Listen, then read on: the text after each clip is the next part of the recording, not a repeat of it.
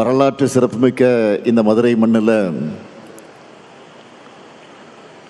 தொன்மையான தமிழரின் பண்பாட்டை எடுத்துக்காட்டக்கூடிய இந்த மதுரை மண்ணில்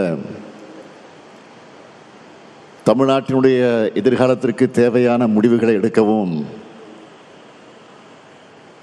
தமிழ்நாட்டை சூழ்ந்திருக்கக்கூடிய பகையை எதிர்கொண்டு முறியடிக்க வியூகங்கள் அமைக்கவும், வெற்றியை நோக்கி உழைக்கவும் இந்த பொதுக்குழுவை கூட்டியிருக்கிறோம்.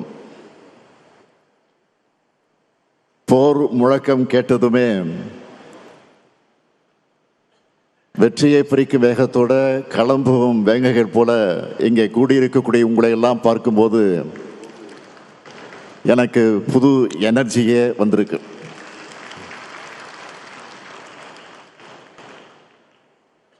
இன்னைக்கு தமிழ்நாட்டு உரிமைகளை நிலைநாட்ட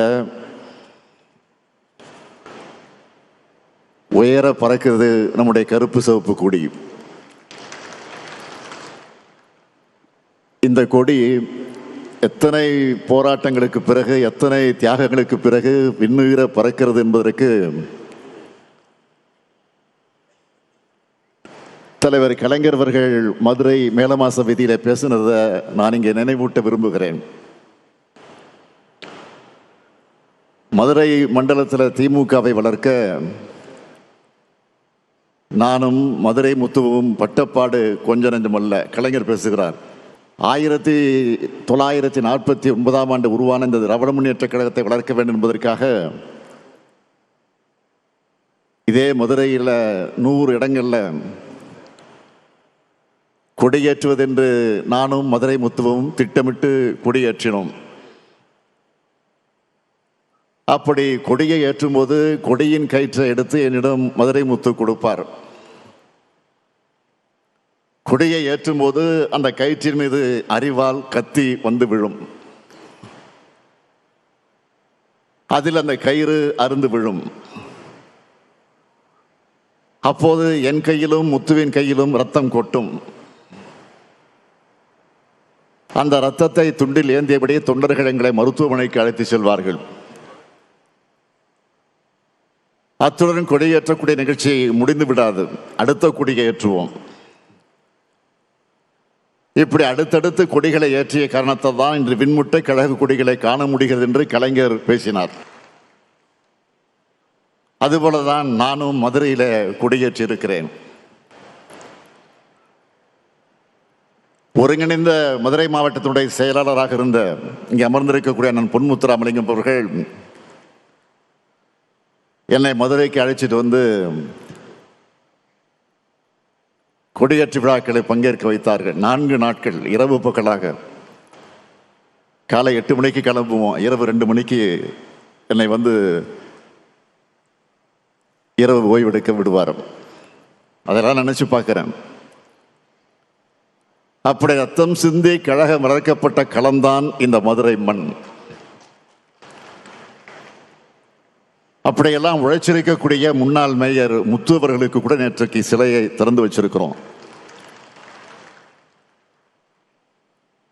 இப்படி கழகத்திற்காக பலர் உழைச்ச தியாக பூமியான இந்த மதுரை மண்ணில் கழக பொதுக்குழு நடைப்பதில் நான் பெருமையாக கருதுகிறேன். கழகம் தொடங்கினதிலிருந்து மதுரையில் 6வது பொதுக்குழு இது நடைபெற்று கொண்டிருக்கு. 6வது பொதுக்குழு, மன்னிக்கணும், 6வது பொதுக்குழு முடிந்து இது 7வது பொதுக்குழு.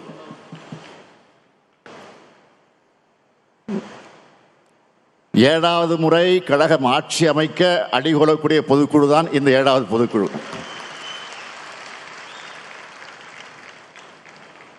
கழக வரலாற்றில் மதுரையில் நடந்த சில முக்கிய தருணங்கள் அதை நான் குறிப்பிட விரும்புகிறேன்.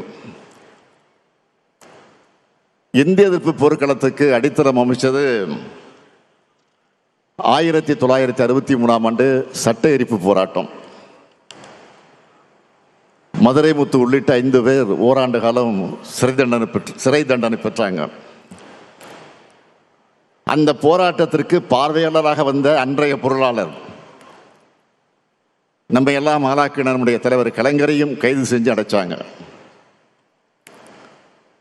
மதுரை மாவட்டத்து மொழிப்போர் தளபதிகள் விடுதலையான அன்னைக்கு நடைபெற்ற பொதுக்கூட்டத்தில் உரையாற்றின தலைவர் கலைஞர் அவர்கள் சொன்னார், மதுரை முத்துவும் SS தென்னரசும் திமுகவுக்கு கிடைச்ச மருது சகோதரர்களும் பாராட்டினார். அதேபோல 1982ஆம் ஆண்டு திருச்செந்தூர் கோயில் விவகாரத்திற்கு நீதி கேட்டு நெடும்பயணத்தை இதே மதுரையிலிருந்து தான் தலைவர் கலைஞர் அவர்கள் தொடங்கினார். பல நாட்கள் கால்கள் குப்புளிக்க அந்த வேதனையோடு தலைவர் கலைஞர் அவர்கள் நடப்பயணத்தை மேற்கொண்டார். கழகத்தின் தொண்டனா செயல்பட்டு வந்த என் வாழ்க்கையில் மாபெரும் திருப்பத்தை ஏற்படுத்தின கழக இளைஞரணியை வழிநடத்துகிற வாய்ப்பை பெற்றதும் இதே மதுரையில் இருக்கக்கூடிய ஜான்சி ராணி பூங்காவில் தான். அந்த மாநாட்டில் பேசின தலைவர் கலைஞர் சொன்னார், என் கால்கள் நடையை நிறுத்தாது, நாங்கள் நடந்து கொண்டேதான் இருப்போம்னு சொன்னார். தலைவர் கலைஞர் சொன்ன மாதிரி இப்போ நான் நடந்துக்கிட்டு தான் இருக்கேன். நம்முடைய லட்சிய பயணம் எப்பொழுது நிற்காது. இத்தகைய வரலாற்று சிறப்புமிக்க இந்த மதுரை மண்ணில் இந்த மாபெரும் பொதுக்குழுவை எழுச்சியோடு ஏற்பாடு செஞ்சிருக்கக்கூடிய நம்முடைய மாண்புமிகு அமைச்சர் மூர்த்தி அவர்களுக்கு என்னுடைய நெஞ்சார்ந்த பாராட்டுக்கள், வாழ்த்துக்கள். மாமதுரை போற்றுதும் மாமதுரை போற்றுதும் என்று சொல்வதைப் போல மதுரை மூர்த்தி போற்றுவதும் மதுரை மூர்த்தி போற்றுவதும் தான் பாராட்டுகிறேன். மூர்த்தி சிறிதானாலும் கீர்த்தி பெரிதுன்னு சொல்லுவாங்க. இங்கே மூர்த்தியும் பெருசு கீர்த்தியும் பெருசு என்று சொல்லத்தக்க வகையில் மிக மிக பிரம்மாண்டமானதாக நடத்தி காட்டியிருக்கிறார் நம்முடைய அருமை சகோதரர் மூர்த்தி அவர்கள். எந்த ஊரில் நடத்துகிறோம் என்பதை போல யாரை வச்சு நடத்துகிறோம் என்பது முக்கியமானது. அந்த வகையில் மறக்க முடியாத பொதுக்குழு, மணக்க மணக்க தடபடலார் இந்த பொதுக்குழு நடத்தி காட்டியிருக்கக்கூடிய மூர்த்தியை தலைமை கழகத்தின் சார்பில் மீண்டும் பாராட்டி வாழ்த்தி நன்றி தெரிவிச்சுக்கிறேன். அவருக்கு துணை நின்ற நம்முடைய அமைச்சர் PTR பழனிவேல் தியாகராஜன், மதுரை மாவட்ட கழகத்தினுடைய செயலாளர்கள் அருமை சகோதரர் தளபதி, சகோதரர் மணிமாறன் ஆகியோருக்கும் மதுரை மாவட்ட கழக நிர்வாகிகள் எல்லோருக்கும் என்னுடைய பாராட்டுக்களை வாழ்த்துக்களை தெரிவிச்சுக்க விரும்புகிறேன். சித்திரை திருவிழா நடக்கிற நகரில் திராவிட முன்னேற்ற கழகத்தோட முத்திரை திருவிழா இன்றைக்கு நம்முடைய பொதுக்குழு நடந்துகிட்டு இருக்கு. கழகத்தின் இதயமான பொதுக்குழுவை எந்த அரங்கத்துக்குள்ளேயும் நடத்த முடியாத அளவுக்கு மைதானத்தில் தான் நடத்த முடியும் என்கிற அளவுக்கு பறந்து இன்றைக்கு விரிஞ்சிருக்கு. 100 அடி உயரத்தினுடைய கொடி கம்பத்தில் கழகத்தினுடைய கொடி பறக்குது. நூற்றாண்டு விழாவை நோக்கி சென்று கொண்டிருக்கிறோம்னு இந்த 100 அடி கொடி நமக்கு உணர்த்தி கொண்டிருக்கு. மதுரையை சுற்றி கிட்டத்தட்ட 60 கிலோமீட்டர் சுற்றளவுக்கு கருப்பு சிவப்பு கொடி பறக்குது. அந்த காலத்தில் எந்த ஊருக்கு போனாலும் நம்ம கொடி பறக்குதான்னு என் கண்கள் தேடும். தமிழ்நாட்டில் அத்தனை ஊர்லையும் அத்தனை நகரத்திலையும் அதிக கொடி ஏற்றின கைதான் இந்த ஸ்டாலின் கை.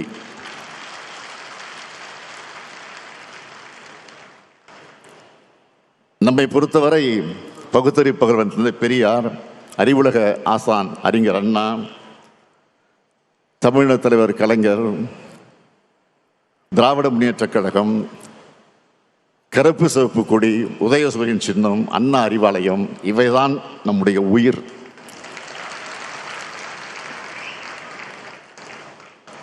இந்த உயிர்களை கொண்டு உயிரினும் மேலான தமிழ்நாட்டை தமிழினத்தை இதுவரை காத்தது போல இனியும் காப்போம்னு உறுதி எடுக்கிற பொதுக்குழு தான் இந்த பொதுக்குழு. திராவிட முன்னேற்ற கழகம் வழக்கமான அரசியல் கட்சி அல்ல. வரலாற்றில் எத்தனையோ அரசியல் கட்சிகள் வரும் போகும். ஆனால் கொள்கைக்காக தோன்றி லட்சியத்துக்காக தியாகங்கள் செஞ்சு மக்களுடைய ஆதரவை பெற்ற அரசியல் இயக்கம்.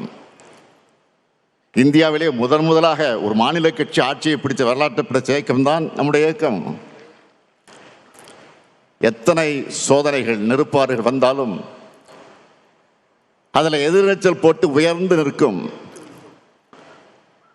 அப்படி இந்த மண்ணில் சமத்துவம், சுயமரியாதை, சமூக நீதி ஆகியவற்றின் அடிப்படையில் எல்லோருக்கும் எல்லாம் கிடைக்கணும்னு உருவானங்கக்கூடியவங்க நாம.